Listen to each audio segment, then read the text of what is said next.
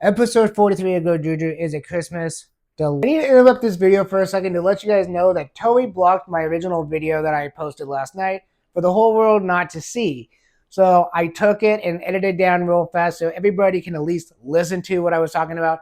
But if you guys want to see the actual video with all the cool footage and all that, it is posted online. I'm going to let you guys know where it's at the end of this video and enjoy. It opens up with Goju as a young kid and his brother doing Christmas wishes, and his brother asks, "What was your Christmas wish?" And of course, you'll find out later on.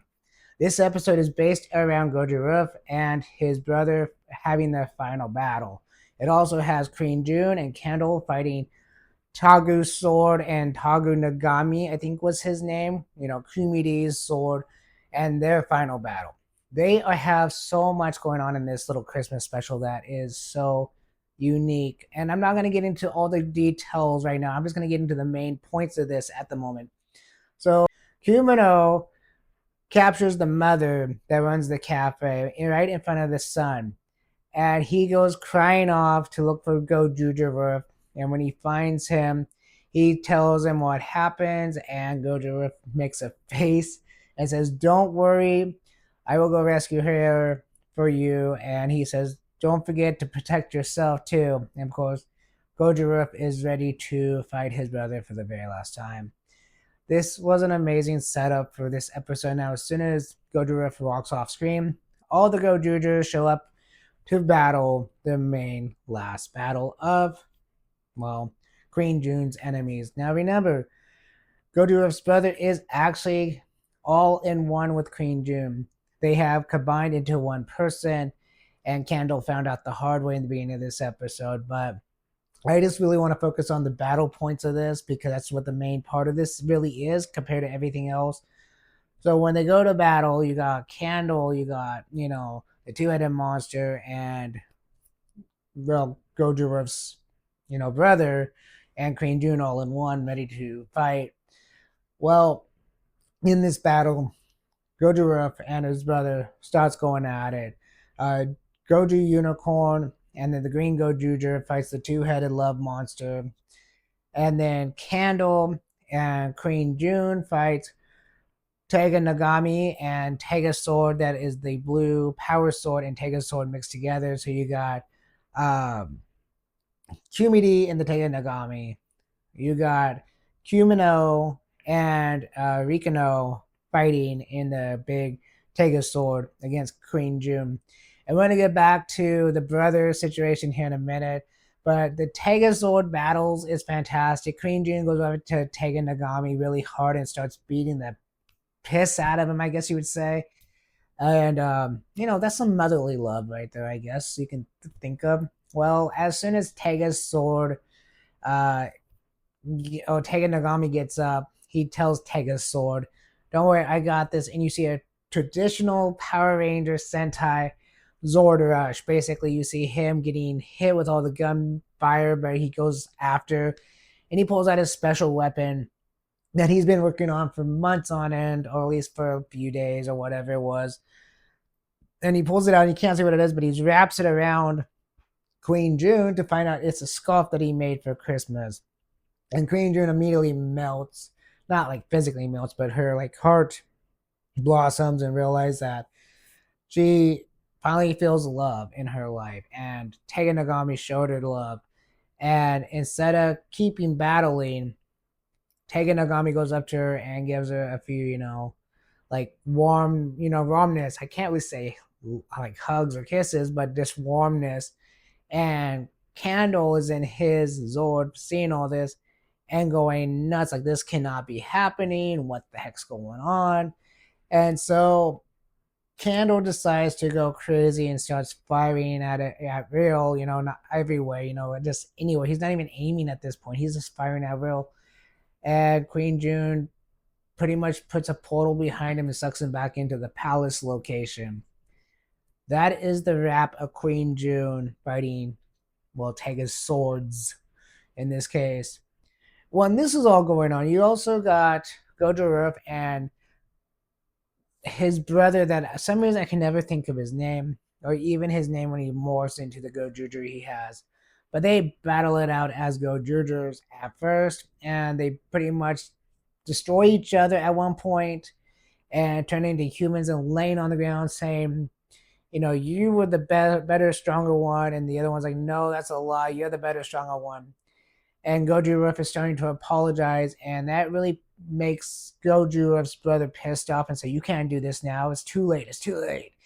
And they get up and morph again and have another battle. But at this point, Goju Ruff saves the mother of the cafe, like he promised he would.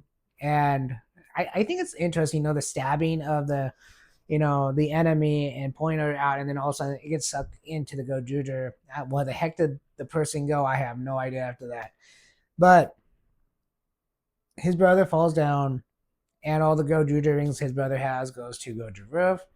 And that is pretty much it with that battle. And of course, he is still mad to the T, but he says he remembers what the wish was. And then they show it. And I'm going to show it, of course.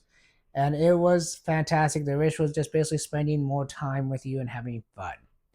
And I just realized the video that I recorded was from day one before they had subtitles. So that's what it said. And I translated with a translator. And it could be a wrong translation, but it just basically says spending more time with you as your brother, having fun. That is it. And remember when I said Candle was like just firing at will? Well, this is happening around them, and at one point it hits like this rock, and Goju Roof's brother, stands up and protects Goju Roof and gets hit right in the back from one of the fiery flames of Candle, like an idiot. Because Candle's an idiot, not the brother. The brother was doing something love. And as soon as he gets hit, he, is dying, and he says to Goju Roof that, I forgive you finally, and I'm sorry that we couldn't spend more time together like your wish was. And he dies. And of course, Goju Roof is upset, and he does this. Now, this episode doesn't end on a bad note, though. Not a sad note, really. You got Queen Jun in the, Tega's Sword area with Kumidi and Rikino with Lady Bouquet. And basically, Lady Bouquet finally wakes up and starts yelling at Queen Jun. And Queen Jun is, saying, hey, it's okay. And the two-headed monster was there. And I've got to tell you that, Goju Unicorn and the Green Gojuger was fighting them, and he basically said, I need to sit down. The two-headed monster, so they sat down. So they didn't really die, didn't lose, but they rested, and basically Goju Unicorn and the Green Gojuger wins that battle. But anyways, they're in the little Tega Sword area from the very first episode where Goju falls down and meets Tega Sword. But Queen Jun is, already relaxed, and she was about ready to go off herself because, she's, realized that she made a mistake and she's evil and all that and doesn't feel like she should be part of the family. And Lady Bouquet comes up and yells at her and tells her, it's not that way, and how she wants to spend time on this earth, basically being good now. And Tega Sword Nagumi Tega Nagami tells Queen Jun, you don't have to go destroy yourself. It's okay. We can be a family. So you got King Tega Sword, Prince Tega Nagami, and you got Queen Jun all together living in harmony now. You got Lady Bouquet with Rikino, having what they wanted, and you can see Rikino happy again because Lady Bouquet as we know in the last episode, forgave him finally, and she's ready to live a happy life with him. The only person that's not happy is Goju Roof, because he just lost his brother that he's been trying to get back from the whole, beginning of his first season. And it's sad, but it gets a better ending. Don't worry. So they get back to the cafe, and the kid gets his mom the present that he did. It was a drawing, and the mom gives him brand new shoes.